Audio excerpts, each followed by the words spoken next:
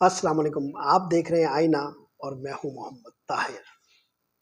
اسلام آباد میں اہم ملاقاتیں جاری ہیں اور اسلام آباد اس وقت خبروں اور افواہوں کے نرغے میں ہے۔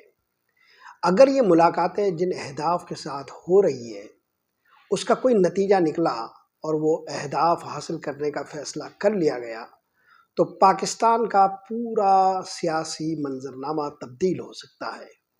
اس کے اثرات صرف سیاست پر نہیں پڑیں گے بلکہ یہ پاکستان کے عدالتی منظرنامے کو بھی اپنی لپیٹ میں لے لیں گے۔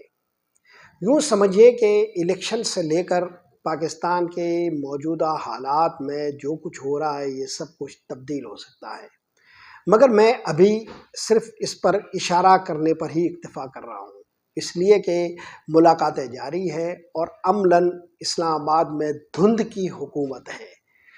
ایک کوہرے میں ساری چیزیں چھپی ہوئی ہے اور منظر پس منظر اور پیش منظر سب کا سب دھندلایا ہوا ہے۔ اس دوران مگر منظر پر اگر کچھ ہو رہا ہے تو وہ عدالتوں میں مختلف قسم کی سماعتیں ہیں۔ آج سپریم کورٹ میں اہم ترین مقدمات گئے اور یوں لگ رہا ہے کہ جسٹس منیر کی روح اسلام آباد میں کہیں منڈلا رہی ہے۔ پاکستان کی تاریخ میں انصاف سے دستبردار ہونے اور عدالتوں کے وقار سے کھیلنے کے جو واقعات ان دنوں خاموشی سے رونما ہو رہے ہیں اس کی کوئی ماضی میں مثال نہیں ملتی۔ ایسا لگتا ہے کہ جب ہم اس دور سے گزر چکے ہوں گے تو جسٹس منیر کو بھی بھول جائیں گے۔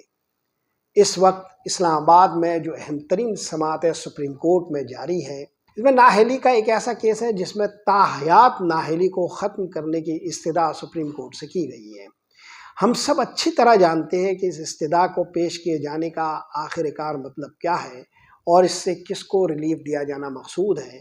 چونکہ نواز شریف کے راہ میں بچھے ہوئے کانٹوں کو اٹھانے کی ذمہ داری سرکاری طور پر لے لی گئی ہے اور ان کے لیے ہر مشکل کو رفع کرنے کا ایک فیصلہ ہو چکا ہے، لہٰذا اس فیصلے کے حوالے سے بھی ہم اندازہ لگا سکتے ہیں کہ یہ ہمیں کس منزل تک لے کر جائے گا۔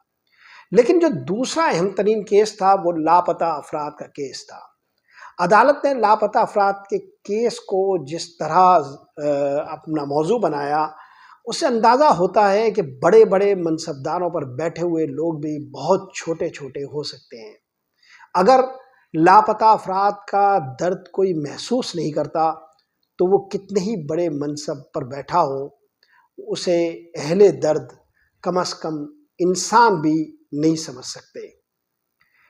لاپتہ افراد کے کیس کے معاملے میں جس طرح اس کی استدعا کرنے والے پر، جس طرح اس کے وکیل پر اور جس طرح اس کیس میں زیر بحث آنے والے مختلف ناموں پر تبصرے سامنے آئے ہیں اس سے اندازہ ہوتا ہے کہ جیسے تحریک انصاف سے تعلق رکھنے والے لوگ یا ان سے ماضی میں اپنا کوئی واسطہ رکھنے والے لوگ غائب ہوئے ہیں تو یہ موضوع پاکستان کی عدالت کا موضوع ہی نہیں بن سکتا، یہ انصاف کا موضوع ہی نہیں بن سکتا اور جیسے یہ کوئی معاملہ ہی نہیں ہے۔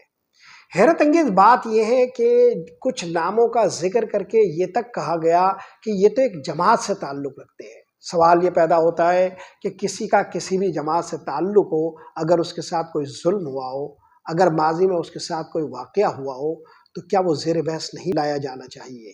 مگر حیرت انگیز بات یہ ہے کہ یہ سوال بھی کوئی کرنے کو تیار نہیں ہے کہ اگر کسی کا تحریک انصاف سے تعلق ہے تو کیا ہوا؟ کیا ظلم ناموں کو دیکھ کر اپنی شناخت کرتا ہے؟ کیا مظلومیت کا کوئی بھی مقدمہ صرف اس وجہ سے نظر انداز کر دیا جائے گا کہ اس کا تعلق کسی ایک جماعت سے ہے؟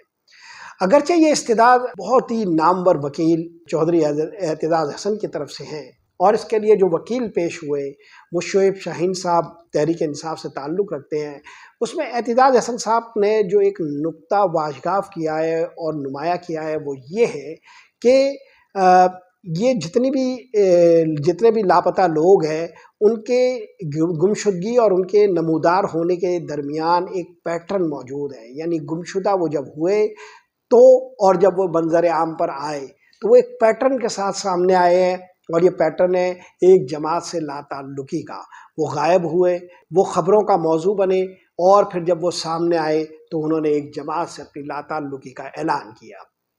اس پیٹرن کو نمایاں کرنے کا ایک مطلب اور مقصد یہ ہے کہ یہ کھیل ایک ہی پراسرار ہاتھ سے کھیلا گیا ہے، لیکن ظاہر ہے عدالت کو گویا اس نقطے سے کوئی سروکار ہی نہیں تھا۔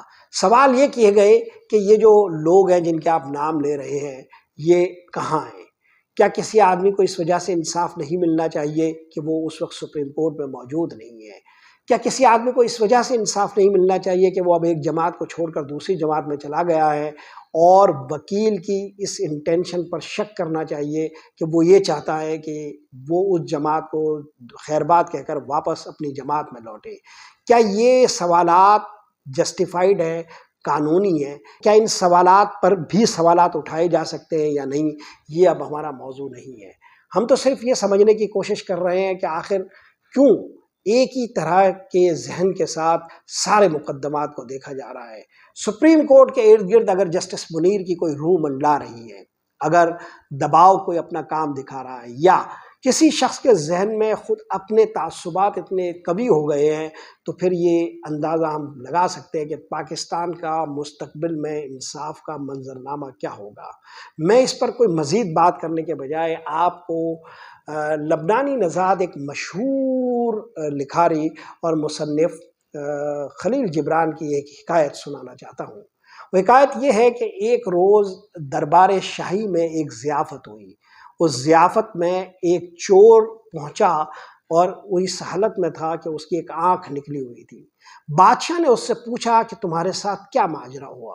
اس نے بتایا کہ وہ ایک ساہوکار کی دکان پر چوری کرنے کے لیے گیا تھا، مگر غلطی سے وہ ساہوکار کی دکان کے بجائے جلاہے کے ہاں چلا گیا، جہاں اس کا منہ ایک کرگھے سے ٹکرایا۔ وہ جب دیوار پھلانگ رہا تھا، جس کی وجہ سے اس کی ایک آنکھ نکل آئی ہے۔ تو اب میں اس جلاہے کے معاملے میں انصاف چاہتا ہوں۔ بادشاہ نے اس جلاہے کو طلب کیا اور کہا کہ اس کی ایک آنکھ نکال دی جائے۔ جلاہے نے کہا کہ حضور، میں جو کام کرتا ہوں اس میں کپڑے کے دونوں طرف دیکھنے کے لیے مجھے 2 آنکھوں کی ضرورت ہوتی ہے، لیکن میرے برابر میں میرا ایک پڑوسی ہے، وہ جو کام کرتا ہے وہ موچی کا ہے، وہ موچی ہے، اور اسے اس کے کام کے لیے 2 آنکھوں کی ضرورت نہیں بلکہ 1 آنکھ کافی ہے۔ چنانچہ موچی کو بلایا گیا اور اس کی ایک آنکھ نکال لی گئی، اور یوں انصاف کا تقاضا پورا ہو گیا۔ خلیل جبران کی یہ حکایت ہمیں سمجھاتی ہے کہ انصاف کیا ہوتا ہے، اور در حقیقت آج کل ہمارے یہاں انصاف کا منظرنامہ کیا ہے۔ مولانا ابوالکلام آزاد نے ایک موقع پر کہا تھا کہ دنیا میں سب سے بڑی ناانصافیاں میدان جنگ کے بعد عدالتوں میں ہوتی ہے۔ اگر آج مولانا ابوالکلام آزاد زندہ ہوتے اور وہ ہماری عدالتوں کا حال دیکھتے تو وہ اپنے اس بیان سے دستبردار ہو جاتے اور کہتے کہ دنیا میں سب سے زیادہ ناانصافیاں میدان جنگ سے بھی زیادہ عدالتوں میں ہوتی ہے۔ آج کے لیے یہی کچھ۔ محمد طاہر کو اجازت دیجیے۔ اللہ نگہبان۔